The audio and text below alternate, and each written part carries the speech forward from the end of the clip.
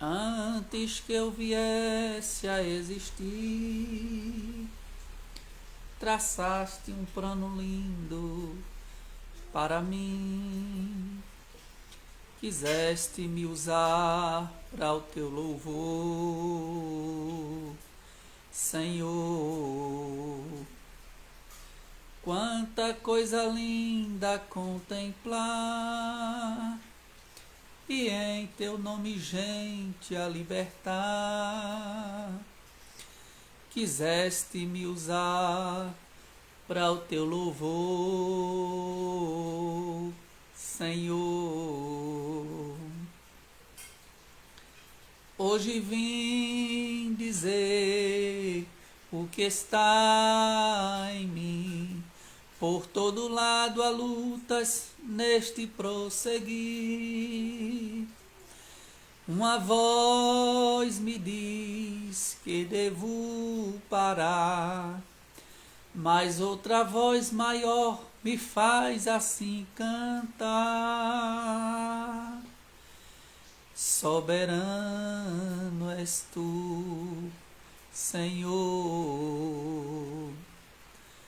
Soberano és tu, Senhor. Soberano,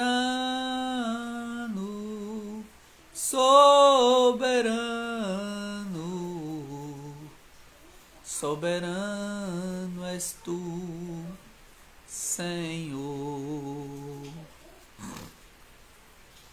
Quer no bom viver ou na provação, soberano és tu, Senhor. Louvado e engrandecido seja o nome soberano do Deus soberano para todo sempre. Deus, ele é soberano, e soberania é alguém que está acima de toda a autoridade existente. Deus é soberano porque ele está acima de todo tipo de autoridade, todo tipo de poder, todo tipo de cargos, funções, autoridades jurídicas, políticas, né? Todo tipo de principados e potestades que existirem no mundo, tanto no mundo físico quanto no mundo espiritual. Deus, o Deus chamado Jeová, o Deus que disse a Moisés: eu sou o que sou, que se apresentou a Moisés como o eu sou, ele é soberano. Nosso Deus é soberano, é aquele que tem soberania. Ele mostra dentro da sua palavra e também por meio dos sinais que ele faz, por meio das obras criadas, por meio do controle que ele tem sobre a raça humana, sobre a natureza, que ele é soberano. Deus mostra que ele é soberano, né?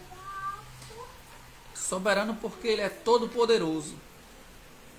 Ele tem a autoridade suprema, né? Aqui na Terra temos, aqui no Brasil, né? Temos o STF, que é chamado Suprema Corte, onde tem os juízes do STF, que são chamados de Supremo, porque eles são maiores do que todos os juízes que tem no Brasil, né? E as sentenças deles, as ordens deles, têm uma certa soberania. Mas o Deus que conhecemos, o Deus que adoramos, o Deus que exaltamos, o Deus que glorificamos, o Deus que criou o céu, a terra, o universo, o mar, o Deus que criou todas as coisas.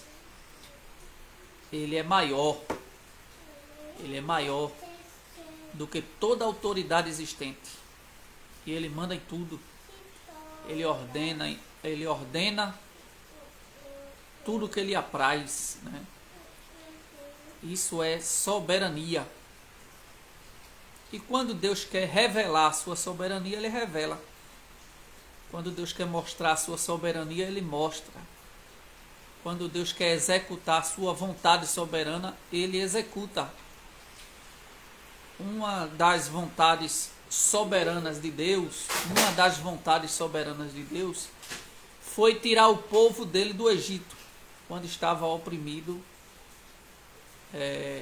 debaixo da autoridade de Faraó, que era considerado um deus lá no Egito, né? Faraó era adorado, Faraó era respeitado, e ai de quem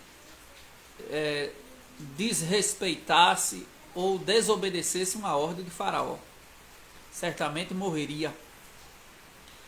Aí a vontade soberana de Deus: vou libertar o meu povo das mãos de Faraó, eu vou tirar o meu povo de lá. Essa foi a vontade soberana de Deus, é um dos exemplos, né? E quando a vontade soberana de Deus entra em ação, ele passa por cima da autoridade do homem.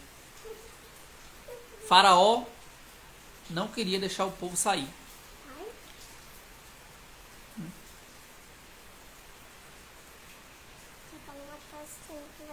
Tá certo. A vontade soberana de Deus. Deus disse: eu desci para ver a aflição do meu povo, ouvir o seu clamor e vou libertar o meu povo do Egito. Vontade soberana. Aí Deus foi lá falar com Moisés, que estava lá no deserto. Fazia 40 anos que Moisés tinha saído, fugido do Egito. Aí Deus foi lá e disse: Moisés, apareceu para Moisés lá na sarça e disse a Moisés: Moisés, eu vou te enviar para tu libertar o meu povo do Egito, porque eu desci para livrá-los, ouvi o seu clamor, e agora eu decidi libertar o meu povo. Me lembrei da aliança que eu fiz com Abraão, com Isaac, com Jacó, e agora eu vou libertar o meu povo através de tu. É tu que vai lá. Moisés disse: Senhor, o que é que eu vou dizer a Faraó? O que é que eu vou dizer ao teu povo? Como é que eu vou me apresentar? Como é que eu vou falar? Será que eles vão me receber? Será que eles vão me aceitar? Qual é a mensagem que eu tenho que dizer para eles? Aí Deus disse para Moisés: para o meu povo tu vai dizer que eu sou o Deus de Abraão, de Isaac e de Jacó. Para o meu povo tu vai dizer que eu sou o Deus de Abraão, de Isaac e de Jacó, e que eu ouvi o clamor deles e vou libertar eles. E para Faraó, o que é que eu vou dizer para Faraó? Faraó não vai querer aceitar, nem vai querer deixar o povo ir. E Deus disse para Moisés: diga para Faraó que o eu sou foi quem te enviou lá. Vai lá e diz a ele que eu sou o que sou, e acabou-se. E Moisés foi. Primeiro falou com os anciãos de Israel, se apresentou-se, disse que o Deus deles tinha ouvido o clamor deles e decidiu libertar o povo da opressão de Faraó. O povo aceitou a princípio Moisés, recebeu Moisés. Depois Moisés e Arão foi lá falar com Faraó. E Faraó disse, Moisés chegou e disse: olha, o Senhor, o Deus dos Hebreus, me encontrou e mandou eu vir aqui falar contigo para tu libertar o povo. Vai ter que libertar esse povo, vai ter que soltar tudinho e liberar eles para eles ir para o deserto para adorar ao Senhor. Aí Faraó disse: quem é o Senhor para que eu obedeça às suas ordens? Quem é esse Senhor para que eu dê ouvidos a ele? Quem é esse Senhor para que eu obedeça a esse Senhor? Volte todos imediatamente para os seus trabalhos. E eu acredito que quando o Faraó pensou: quem é o Senhor para eu obedecer? Eu acho que Deus pensou, deixa Moisés que eu vou me apresentar para Faraó. Ele disse que não sabe quem é o Senhor, mas eu vou me apresentar para ele. E Deus se apresentou para Faraó e para os egípcios por meio dos sinais. Faraó conhecia vários deuses feito pelas mãos dos homens. Faraó adorava várias divindades, tanto Faraó quanto os egípcios, né? As divindades que eles adoravam, eles acreditavam que aquelas divindades mandavam chuva, fazia a lavoura crescer, produzia abundância na colheita. Eles acreditavam em Baal, eles adoravam a vários tipos de deuses. Vários deuses tinha no Egito. E cada deus tinha a sua função específica, suas funções, as suas atribuições, né, específicas. E Deus endureceu o coração de Faraó para revelar a sua vontade soberana para Faraó, para mostrar a Faraó e aos egípcios que não existe outro Deus. Os homens adoram deuses, mas Deus só existe um. Isaías 43:13, ele disse: ainda antes que houvesse dia eu sou, e ninguém há que possa fazer escapar alguém das minhas mãos. Operando eu, quem impedirá? No livro de Deuteronômio, que é o quinto livro do Pentateuco, livro este escrito por Moisés, no capítulo de número 32 e o versículo de número 39, Deus se apresenta da seguinte maneira. Deuteronômio capítulo 32, versículo 39. Vede agora que eu o sou, e mais nenhum Deus há além de mim. Eu mato e eu faço viver. Eu firo e eu saro. E ninguém há que escape da minha mão. Esse é o Deus soberano, que tem também vontades soberanas. E uma das vontades soberanas dele foi tirar o povo do Egito. Mesmo que Faraó não quisesse. Mas Deus disse: eu vou tirar, por bem ou por mal, vou tirar o meu povo com mão forte. E Deus devastou o Egito. Deus devastou o Egito, porque quando Deus determina, quando Deus decreta, quando Deus diz eu quero, quando Deus diz eu vou fazer, não importa quem seja contra. A autoridade máxima do Egito era Faraó. Por vontade de Faraó, o povo não saía. Mas Deus disse: eu quero que o meu povo saia daí. E Deus devastou o Egito. Mandou pragas. Fez distinção entre o seu povo e o povo egípcio. Fez separação. As pragas que Deus mandava sobre os egípcios não atingiam os hebreus. E Deus disse: vou fazer distinção entre os hebreus e os egípcios. Amém, irmão Leandro? Então o povo de Deus é distinto, é diferente, é separado. Deus castigou o Egito. Deus castigou os deuses do Egito também. Quando a gente lê Êxodo capítulo 12, Êxodo capítulo 12, irmão Leandro quer participar do seu vídeo. Deixa eu ver aqui, viu, irmão, como é que eu adiciono aqui. Deixa eu tentar, que é a primeira vez que eu tô com, deixa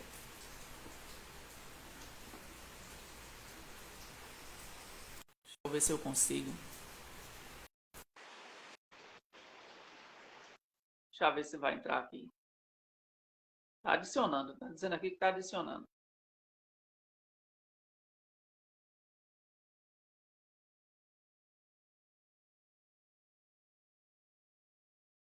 Tá adicionando. Tá dizendo aqui que recusou. O senhor recusou. Deus devastou o Egito. Êxodo capítulo 12 e o versículo 12 diz que Deus fez juízo. Deus fez juízo nos deuses do Egito. Porque os egípcios não conheciam o Deus chamado Jeová. Eles conheciam os deuses do Egito. Porque na crença deles, na mentalidade deles, aqueles deuses protegiam o gado, protegiam a lavoura, protegiam as águas do rio Nilo, protegia os frutos das árvores. Eles acreditavam que aqueles deuses tinham controle sobre a natureza, tinham poder sobre a natureza. Aí no capítulo 12, versículo 12 de Êxodo, diz que Deus fez juízo nos deuses do Egito, para mostrar para os egípcios que o único Deus, o único, repito, único Deus que tem poder sobre tudo, o único Deus que é soberano, o único Deus que manda na força da natureza, o único Deus que manda no vento, Pai do Senhor Nino, o único Deus que manda na chuva, o único Deus que manda na chuva de granizo, o único Deus que pode devastar a natureza, é o Deus que criou todas as coisas. Esse sim é o soberano. Ele fez, ele criou o vento, ele criou a chuva, ele criou o sol, ele criou a lua, criou as estrelas, criou essa atmosfera que vemos, o céu de nuvens, criou o mar, os rios, os oceanos, criou a terra, os minerais que estão embaixo da terra, o magma da terra, que é fogo puro, lava de fogo. Ele criou todas as coisas. Ele é o único Deus soberano. Todos os demais deuses, as divindades pagãs, são fruto da imaginação do homem, são fruto do imaginário humano e não tem poder de fazer nada. Não tem poder de fazer nada. E Deus mostrou lá no Egito que todas aquelas divindades que eram adoradas não fazia nada, não servia para nada, e Deus devastou o Egito, destruiu tudo, acabou com tudo, ao ponto de Faraó ter que libertar, soltar o povo, porque Deus mostrou para Faraó, para os egípcios e para todas as nações vizinhas que só Ele é Deus. Só Ele é Deus. E que as vontades soberanas de Deus, a vontade soberana de Deus, seja para qualquer propósito que Ele quiser, tem que ser executada. Quando Deus determina, está determinado. A Bíblia não diz E Deus não é homem para que minta, nem filho de homem para que se arrependa. Porventura, diria ele e não cumpriria? Né? Falaria e não executaria? O que Deus fala, o que Deus determina, o que Deus quer, ninguém pode fazer a sua mão voltar atrás. A Bíblia diz assim: eis que a mão do Senhor estendida está. Quem, pois, a fará voltar atrás? Eu ainda não vi nenhum homem, nenhum bruxo, nenhum feiticeiro, nenhum guerreiro, nenhum valente, nenhum demônio, nenhum principado fazer a mão de Deus voltar atrás. Quando a mão de Deus está estendida para abençoar, quando a mão de Deus está estendida para prosperar, pode jogar o maior feitiço do mundo, pode colocar o maior olho gordo, alguém pode ter o maior espírito de inveja, pode bater a maior macumba do mundo, pode degolar meio mundo de boi, de bode, galinha preta, e como canta o cantor Cícero Nogueira, pode até jogar o defunto em cima da sua casa, né? Ainda que jogue em areia de cemitério, pode jogar até o defunto, mas o que vale, meu irmão, o que vale, sabe o que é que vale? É a mão de Deus estendida sobre a tua vida e sobre a tua família. Se a mão de Deus estendida está, quem, pois, a fará voltar atrás? Eu ainda não entendo cristãos que diz que tem medo de olho gordo, ou que as coisas na vida dele estão dando errado, porque tem alguém com inveja, tem alguém com olho gordo, tem alguém com olho grande. Só se for crente que não conhece a soberania de Deus. Só se for crente que não conhece a soberania de Deus, porque quem manda em tudo é Deus.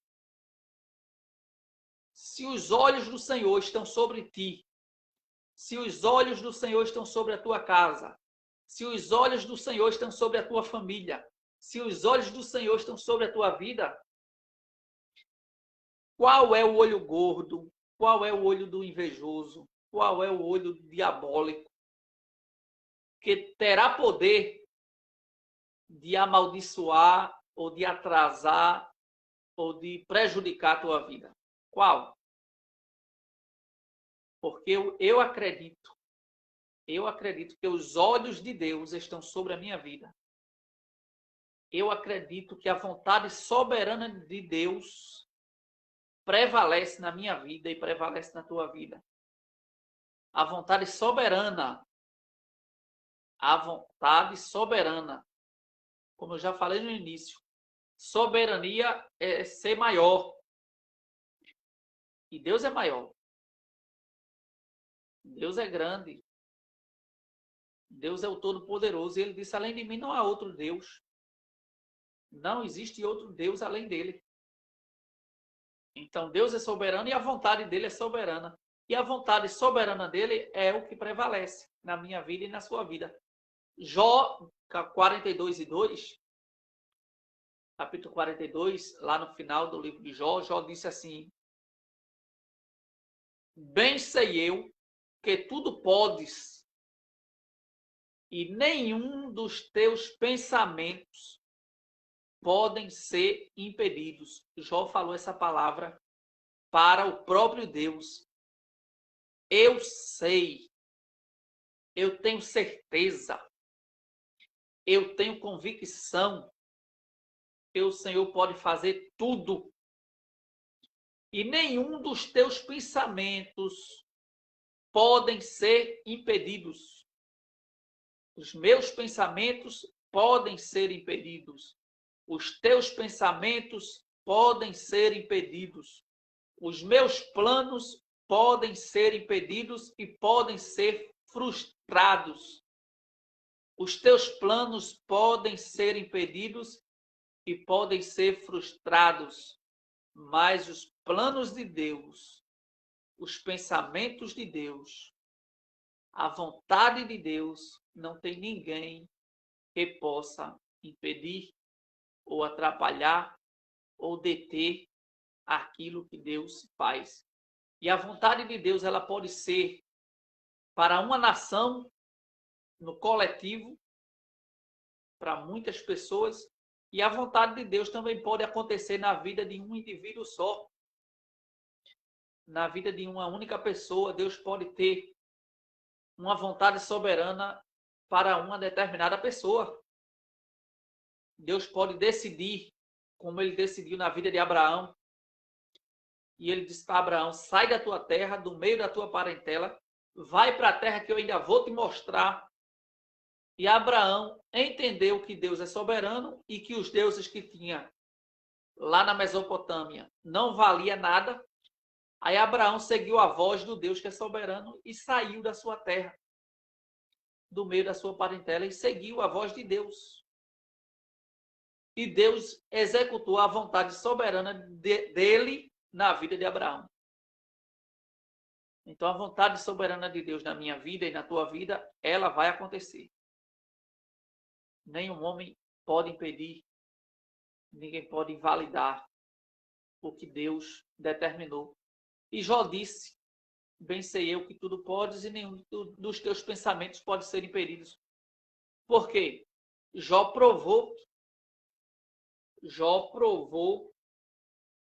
vivenciou a soberania de Deus. Porque Deus, vamos dizer assim, entre aspas, bagunçou com a vida de Jó. Claro que não foi aquela bagunça que o diabo faz. Eu estou falando no sentido soberano. Deus traçou o caminho para Jó passar, que Jó não queria passar. Não pediu para passar, não pediu para passar, não queria passar, não esperava passar. Mas lá na eternidade, Deus permitiu o diabo destruir a família de Jó, destruir os bens materiais de Jó, destruir a saúde de Jó, mas Deus não permitiu que Satanás matasse nem tirasse a vida de Jó. E lá no final Jó disse: bem sei eu que tudo podes e nenhum dos teus pensamentos pode ser impedido. Jó estava entendendo a soberania de Deus. Tudo que eu passei, tudo que eu vivi, todo o sofrimento que me aconteceu, todas as mazelas que recaíram sobre a minha vida, estava debaixo da soberania de Deus, e ele não me matou, ele me deixou vivo, porque uma árvore, ainda que ela seja cortada, mas se ficar no tronco, a sua raiz ficar na terra, e o tronco já esteja podre, seco, mas ao cheiro das águas ela voltará a brotar. Representa aquela árvore, representa a minha vida e a tua vida. Deus pode ter te cortado. Deus pode ter permitido um vendaval na sua vida. Deus pode ter permitido uma grande tempestade na sua vida. Permitido pela soberania dele, a vontade soberana dele. Deus pode ter determinado um tempo de sofrimento, um tempo de muito sofrimento. Deus pode ter determinado, mas no final, a vontade soberana de Deus vai prevalecer. Nós, seres humanos mortais, nós, seres humanos limitados, fracos, mortais, passageiros, né? Muitas das vezes não queremos entender que o único que é soberano é Ele. Muitas vezes eu caio na fraqueza de murmurar ou de reclamar de alguma coisa, e Deus me faz lembrar que Ele é soberano. E Ele está em cima e a gente está embaixo. que Ele é dono de tudo, que Ele é dono da nossa vida,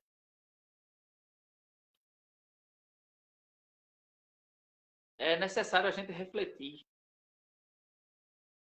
É necessário a gente botar a nossa mente para funcionar, para raciocinar. Tomar, por exemplo, a vida de outras pessoas, né? Veja aí a cantora Ludmilla Feber, né? Veja o vale que ela passou antes de Jesus chamar ela para o céu, né? A mulher sofreu câncer no pulmão. Mesmo com câncer no pulmão, com a respiração ofegante, ou tossindo, ou sem força, mas ela continuava louvando a Deus. Será que somos diferentes? Será que somos constituídos de outro tipo de matéria? Será que nós também não somos humanos?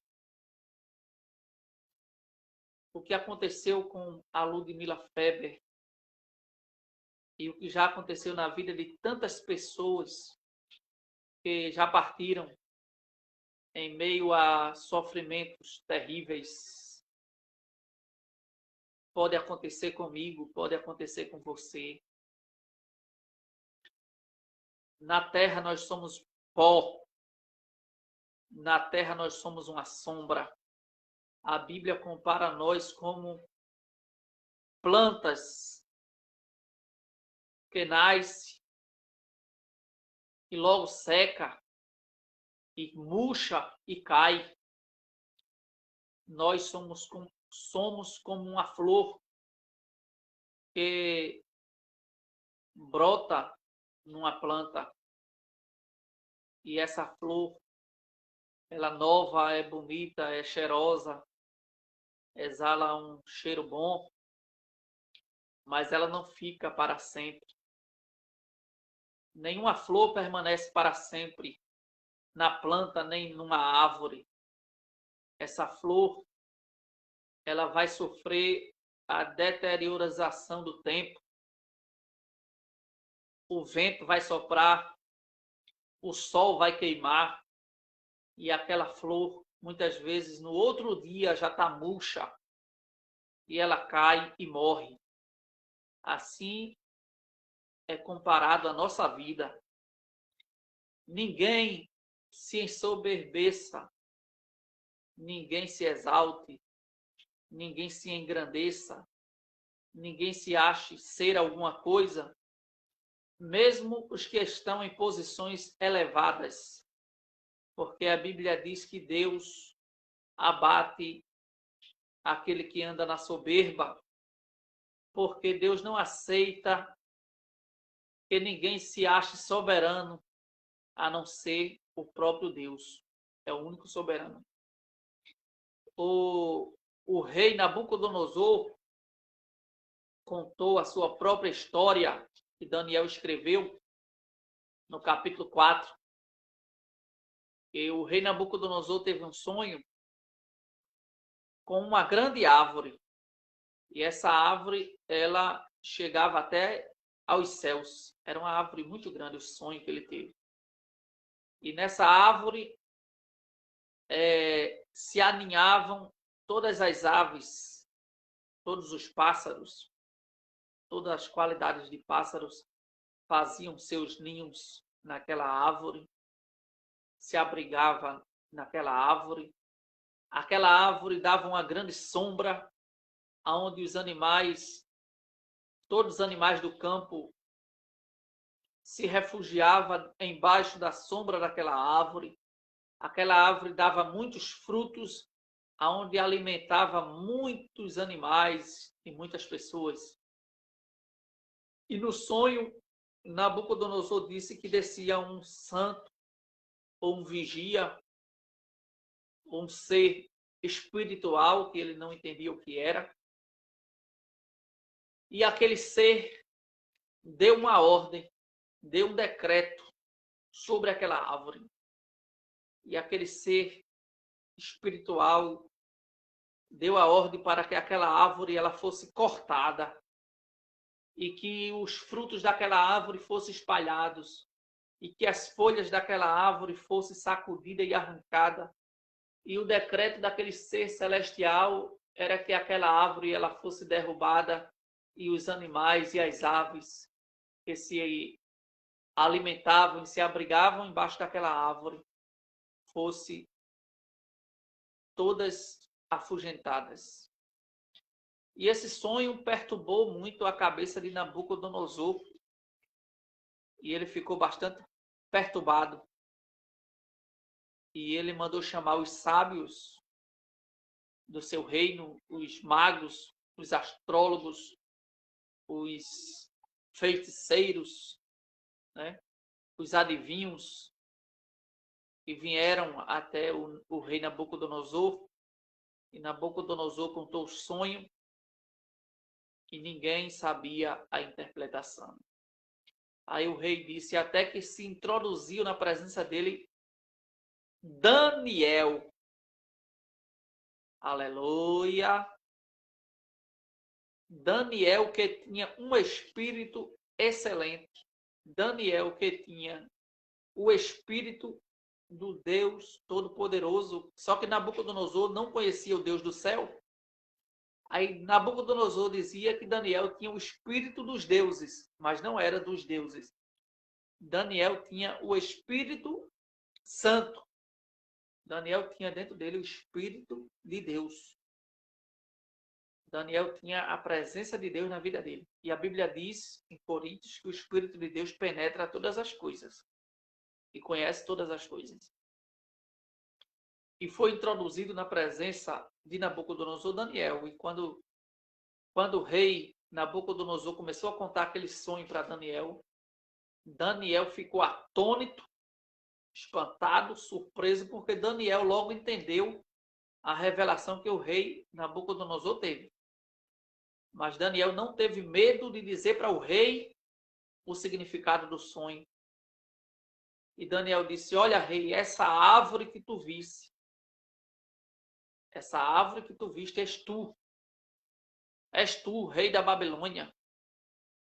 Deus te exaltou, Deus te colocou acima de todos os reis da terra. Deus te colocou numa posição elevada. Mas o teu reino vai ser cortado. Teu reino vai ser cortado, já está determinado, Deus determinou que o teu reino vai ser cortado. Vai passar 7 tempos. Teu reino vai ser cortado, vai ser tirado de ti. E depois vai ser restituído. E o rei não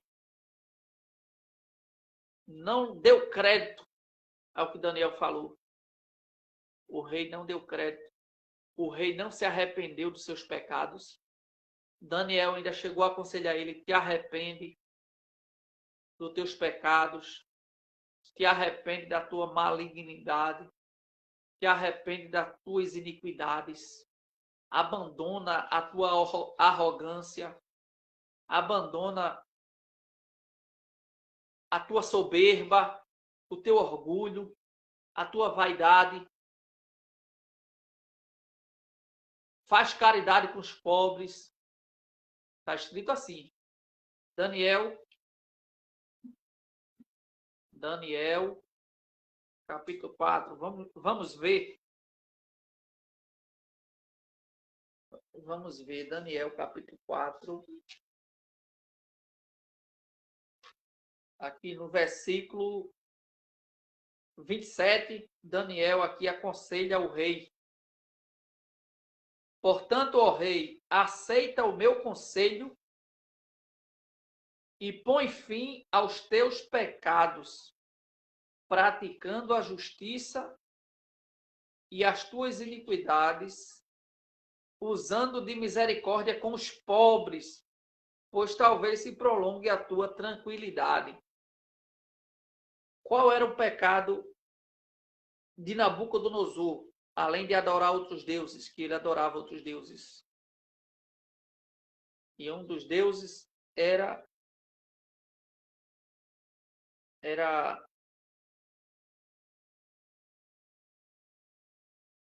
Nebo e outros.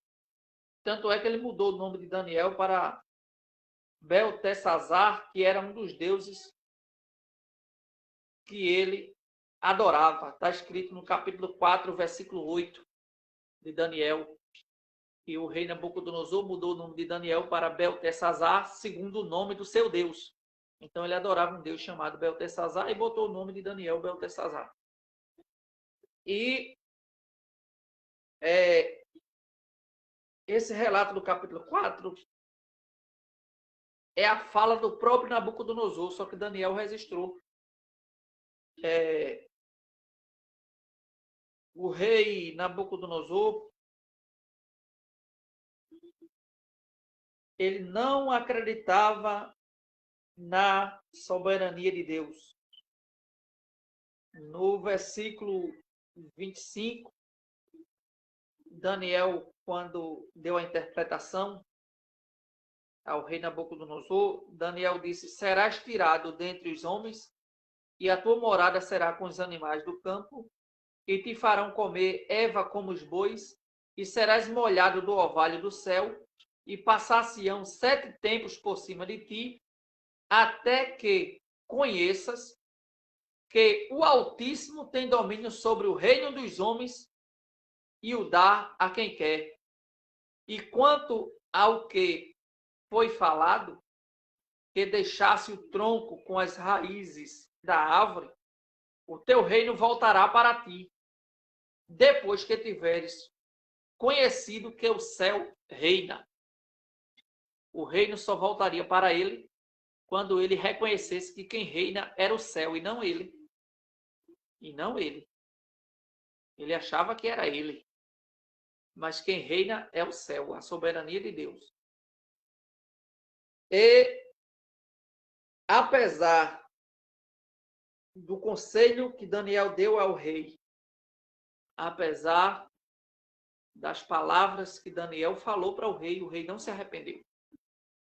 No capítulo 4, versículo 29, 30, né? O rei disse: ao fim de 12 meses, quando passeava no palácio real de Babilônia, falou o rei dizendo: não é esta a grande Babilônia que eu edifiquei para a casa real com a força do meu poder e para a glória da minha magnificência? Então o rei não tinha aceitado o conselho de Daniel, ele não tinha se arrependido. Ainda estava a palavra na boca do rei quando caiu uma voz do céu: a ti se diz, ó rei Nabucodonosor, passou de ti o reino, e serás tirado dentre os homens, e a tua morada será com os animais do campo. Far-te-ão comer erva como os bois, e passar-se-ão 7 tempos sobre ti, até que conheças que o Altíssimo domina sobre o reino dos homens e o dá a quem quer. Isso é que é Deus. Isso é que é Deus, que tem domínio sobre o reino dos homens e dá a quem quer. Ele dá o reino aos homens a quem ele quer. É por isso que os que estão em eminência hoje é por permissão de Deus. E no dia que Deus quiser abater, ele abate, como abateu Nabucodonosor. E no capítulo 4, ainda no capítulo 4, a partir do versículo 34, Nabucodonosor disse assim: Mas ao fim daqueles dias, eu, Nabucodonosor, levantei os meus olhos ao céu e tornou-me a vir o entendimento, e eu bendisse o Altíssimo e louvei e glorifiquei ao que vive para sempre, cujo domínio é um domínio sempre eterno e cujo reino é de geração em geração. Tô com fome. Vai comer. O quê? Que não tem nada pra Tem comer. Danone na geladeira. Aí o Danone que tá aberto é ruim. Aí Nabucodonosor reconheceu que o céu reinava. Depois do sofrimento, que Deus abateu ele. ele pegou um espírito de loucura, ele foi afastado do seu reino, ele foi colocado no pasto para pastar com os jumentos, com os animais, ele comeu capim, cresceu as unhas dele como unhas de águias, cresceram pelos sobre o seu corpo e ele ficou parecendo um bicho. Literalmente, ele ficou parecendo um bicho. Nabucodonosor ficou parecendo um bicho feio por causa da sua soberba e do seu orgulho, da sua vaidade, da sua prepotência. E ele ainda teve sorte que teve a chance de ser restabelecido, de ser restaurado, de reconhecer a soberania de Deus, enquanto tem outros que não têm essa sorte. Deus abate, abre a terra e a pessoa desce na sua soberba sem a chance do arrependimento. Já Nabucodonosor, ele teve a chance. Depois dos 7 tempos, ele olhou para o céu, eu acredito que ele olhou, e quando ele olhou, Deus deu a ele a iluminação do entendimento, não a iluminação artificial feita por uma lâmpada, nem a iluminação natural do sol, mas a iluminação do entendimento. Quando ele olhou para o céu, ele começou a pensar em Deus. Eu parece que vejo Nabucodonosor ali olhando para o céu, parecendo um bicho, louco, sem nenhum juízo. Eu acredito que até despido, cheio de pelo, unha grande, cabelo grande, dentes amarelados de comerem, de tanto comer erva, capim, mato. Deus mudou a biologia do corpo dele e ele olhou para o céu ali e eu acredito que as lágrimas desceram. As lágrimas rolaram, o entendimento dele começou a voltar ao normal, os pensamentos começou a clarear e ele começou a entender que ele é um ser humano e ele começou a entender que Deus é grande, que foi Deus que fez aquilo, que foi Deus que lhe abateu, que foi Deus que lhe humilhou. Eu acredito que ele lembrou do passado, ele lembrou do sonho que teve, ele lembrou da profecia de Daniel, da interpretação do sonho. E ali Nabucodonosor começou a olhar para o céu e ele começou a pensar, agora eu sei, agora eu entendo, agora eu reconheço que o Deus que fez o céu e a terra é quem manda em tudo. Ele disse, na mesma hora se cumpriu, no versículo 34, mas ao fim daqueles dias eu, Nabucodonosor, levantei os meus olhos ao céu e tornou-me a vir o entendimento. E eu bendisse o Altíssimo e louvei e glorifiquei ao que vive para sempre, cujo domínio é um domínio sempre eterno e cujo reino é de geração em geração. E todos os moradores da terra, ele falou todos os moradores da terra são reputados em nada. E segundo a sua vontade, ele opera com o exército do céu e os moradores da terra. Não há quem possa estorvar a sua mão e lhe diga, que fazes? Nabucodonosor reconheceu na hora a soberania de Deus. Lembrou-se do sonho que teve, da árvore que foi cortada, do reino que ele perdeu. Lembrou-se que foi abatido por Deus. Louvou a Deus, exaltou a Deus, engrandeceu a Deus. E Deus fez com que os seus súditos, né, os seus servos lá do reino, o restituísse ao reino. Deus restaurou para ele o trono. E ele disse no versículo 37. Agora, pois eu, Nabucodonosor, louvo, exalço e glorifico ao Rei do céu, porque todas as suas obras são verdades, e os seus caminhos, juízos, e pode humilhar aos que andam na soberba. Que coisa boa! Que palavra maravilhosa! Que Deus grande que temos! Que Deus grande que nós servimos! Que Ele pode humilhar os que andam na soberba. Quem reconheceu e quem falou essa palavra foi o próprio rei que foi abatido, e Deus abateu. E depois do abatimento ele reconheceu. Talvez tenha alguém que precisa também reconhecer isso aí. Que Deus é soberano e tem poder de fazer o que quer e que pode abater os que andam na soberba. Então, caso você seja soberbo,